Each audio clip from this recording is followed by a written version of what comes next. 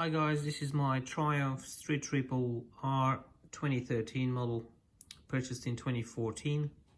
When I first purchased it, I've made a video with a run through the menu, but I didn't give any explanation. Quite a few comments on that particular video, people requesting some explanations of what's on the screen there. I thought it was straightforward, but I'm making this video to add some explanations to it.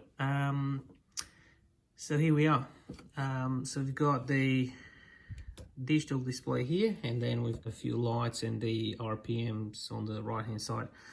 So on the display here, we've got top left here, we've got the time, a 24-hour clock now, but it can be changed to an AM PM type setup. And then we've got the speedometer here. Again, it's on kilometers per hour, but you can change that in the menu if you use miles. So on the left hand side, we've got the oil temperature, high and low, and then we've got the gear that we're in.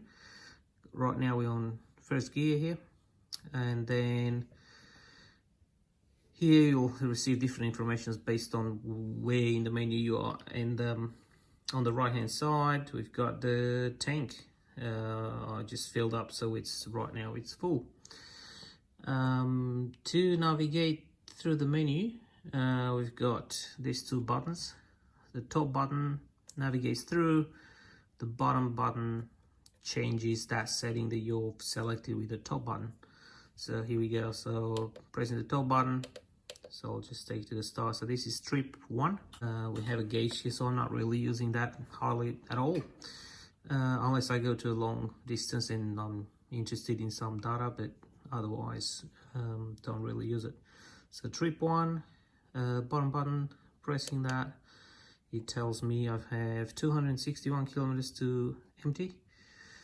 So that, and then I travel in trip 1 25 hours and 27 minutes, and the average consumption for trip 1 was 5.5 liters per 100 kilometers, and then average speed is 46 kilometers an hour,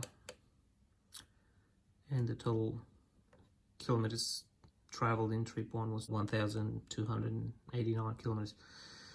And then we've got trip 2, same scenario, and then PSI. So this is the tire pressure. By default, is fitted with tire pressure gauges for front and the rear wheels, and providing data to the instrument here. But the bike has to be traveling at a minimum 20 kilometers an hour or 12 miles an hour before it can tell what your current PSI is and whether to display a warning or not. So through the menu, you can set the minimum PSI for each wheel, and will alert you if it falls below that PSI that you've set, which is a pretty good thing to have. I do get warnings every now and then. It's recommended on this bike with these tires, front 34 psi and rear 42 psi. So that's front and rear, that's what that is there. Obviously it doesn't display anything because I'm stopped at the moment, but also we have, that's about it here. Now to get more settings, you have to be in neutral. So right now I'm in the first gear, so I'm going to put it in neutral. As you can see, there's a neutral light there too. It's an N. Not sure if you can tell, but we can get into the setup.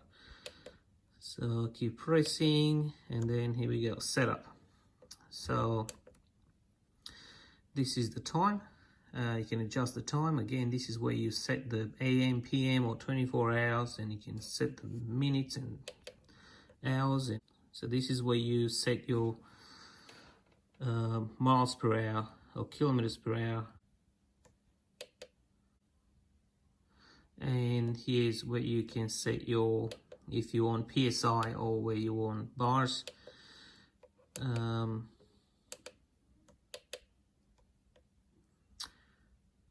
And then we have the lap. So if you do go to the track day, you can use the lap function. Every lap, you have to press the ignition button to stop the lap, and then you can press for 5 seconds in order to see your total time, your top speed that you've done in that particular lap. And after 5 seconds, it comes back to the current lap. You can store information about the last 50 laps you've done. You can always go back and see which lap was your best, and it remembers information such as your top speed, your total distance, the lap number, and the kilometers you've traveled in that particular lap. What else we have here? Shift. So this is where you can set your maximum RPMs at which you want the lights to blink to remind you it's time to change your gear. Mine are currently set to 8,000 RPMs. Here we go, but you can adjust it to 90, 10,000, 11, 12, 13, 13 and a half.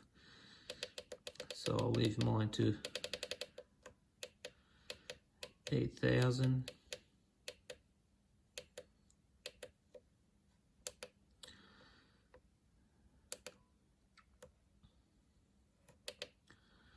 And then this is the odometer, my total kilometers traveled on the bike so far since new. And that's about it. Thanks for watching. Bye.